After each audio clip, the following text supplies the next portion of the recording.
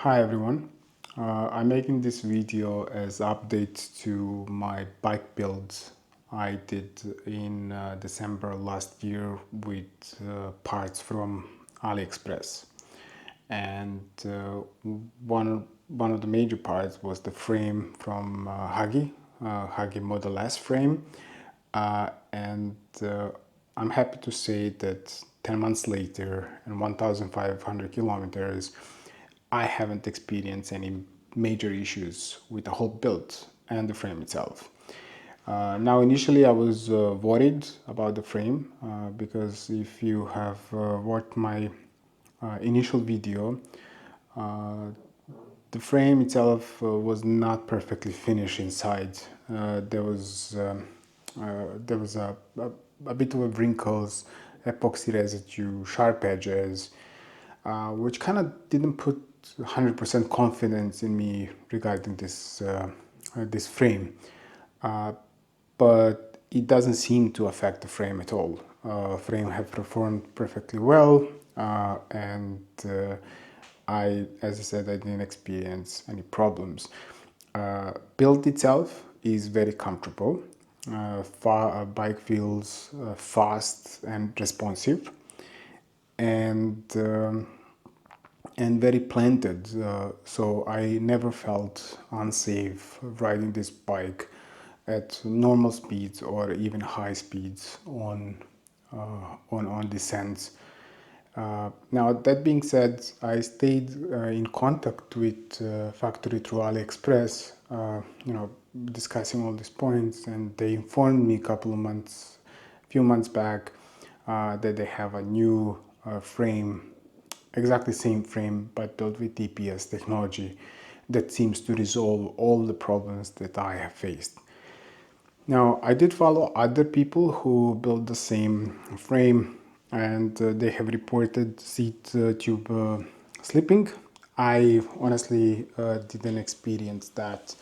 And then me being on a heavier side rider with 90 kg, that was a bit of a concern for me. But clamp fits perfectly.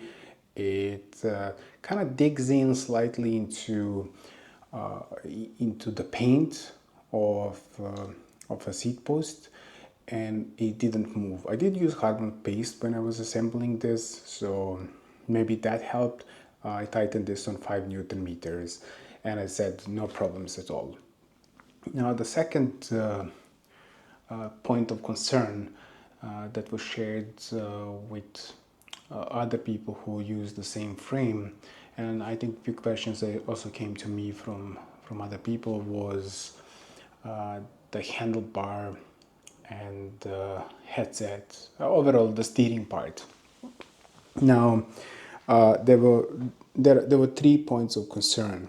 One was the compression plug, and if you watched my video, you know that I have replaced the compression plug. I have used carbon paste when assembly, tightening to 6 Newton meters, and I can report that it didn't move for last 1500 kilometers. The second point was the stem getting loose and moving, reported by somebody. I didn't experience that. So I have tightened the stem on 5 Newton meters. I used the carbon paste and it just didn't move, stayed in place. Now the third concern was the flex. Now I can report that there is a flex. And initially I was thinking that's a problem with handlebars. When you apply a bit of pressure when riding and you're putting a bit more power, I can feel that flex a little bit more than it should, than I would expect to flex. Now, reading few posts online, I came to conclusion the flex is actually inside the steering tube, so it's basically on this part. I reached out to Hygge regarding this, and they responded to me with updated searing that basically address that issue. And now they have shipped this to me for free. I just paid $2 for for processing and shipping. It arrived in basically 5 days. Now I didn't have time to install it because you can imagine it is a little bit of a hassle to do that with the integrated handlebar, but considering that it's not connected, it's definitely possible without dismantling any of the components. Now, looking at this and comparing that with the original part, I see why this would work.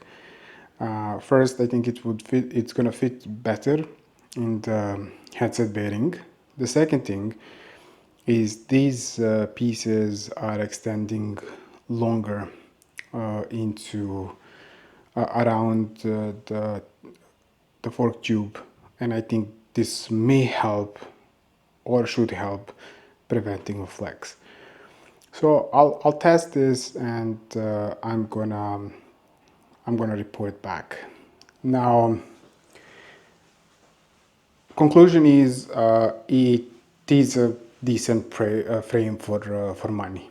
It had few issues and few challenges from build, from handlebars, cable routing, but overall it works. And for the money at the time where I paid this frame, just like a slightly below $500, I feel this was good value for money. Now, I'm not sure if the new upgraded EPS frame from Hygge is any better and how it actually stacks against this. I did consider at one point buying other frame to compare it, but I decided to go a different route. I'm currently in communication with a factory called Carbonlight to buy one of their frames, which is produced based on EPS technology, and then I'm gonna compare how it actually stacks up against this Hygge Model S frame that I got last year. That's all. Feel free to reach out if you have specific questions or you want me to cover anything specifically, and have a nice day and see you soon.